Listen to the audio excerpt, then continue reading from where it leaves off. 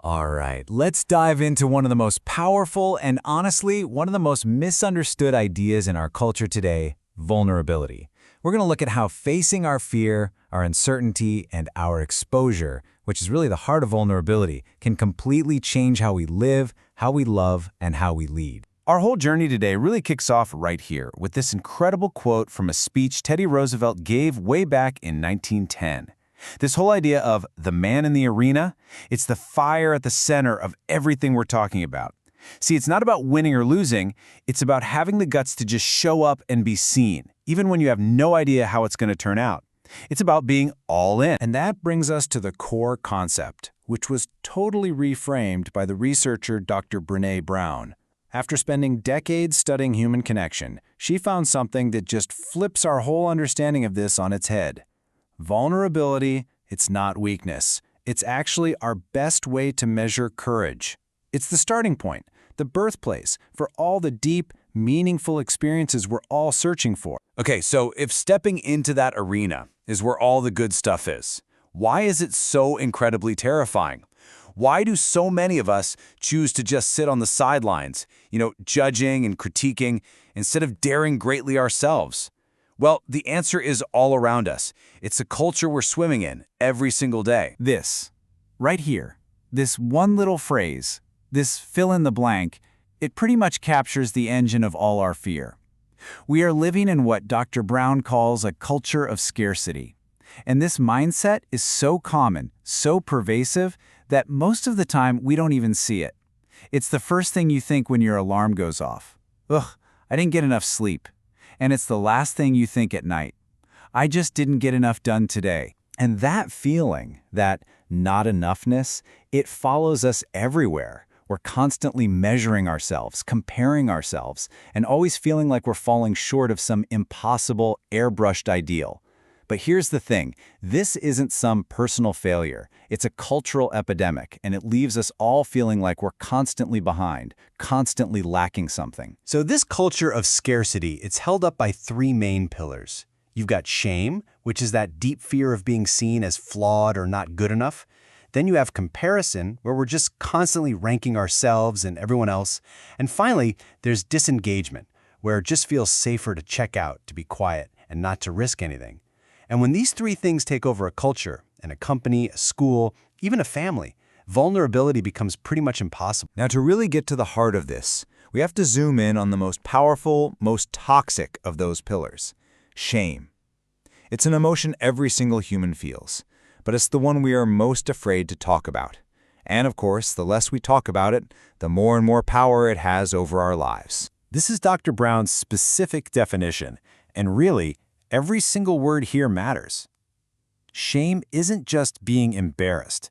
It's that profound fear of being disconnected from others.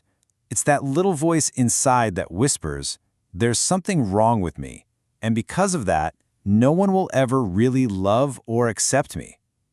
It goes right for the core of who we think we are. And this right here, this is a hugely important distinction. The difference between shame and guilt. They are not the same thing. Guilt says, I did something bad. It's about your actions. But shame says, I am bad. It's about your identity. Guilt can actually be a positive thing. It can push us to make amends. But shame is just destructive. And if you think this is all just a fuzzy, abstract concept, think again. The impact of shame-based cultures is devastatingly real. Just take a look at our workplaces. One study cited in Brown's research estimated that 54 million American workers, that's more than a third of the entire workforce, have been bullied at work.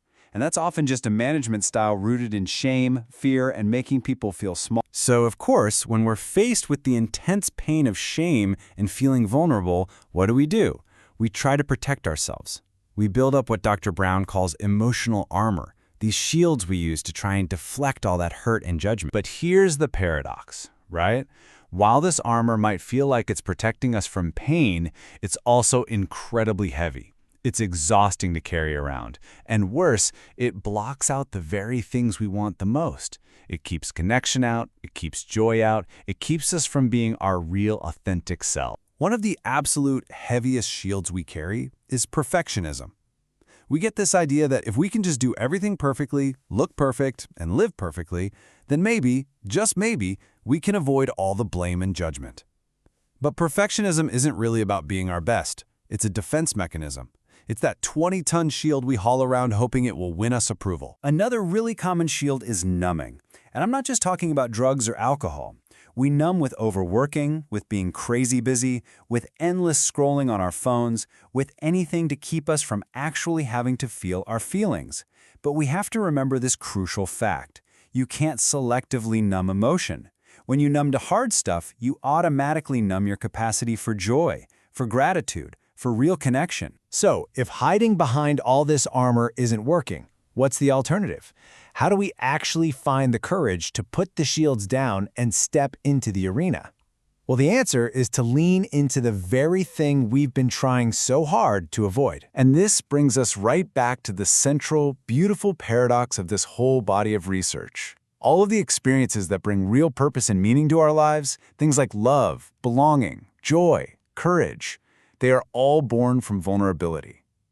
If we want more of that good stuff in our lives, we have to be willing to show up and let ourselves be seen. So what does this actually look like in real life? Well, take trust. Dr. Brown uses this fantastic metaphor of a marble jar. Trust isn't built in one giant heroic moment.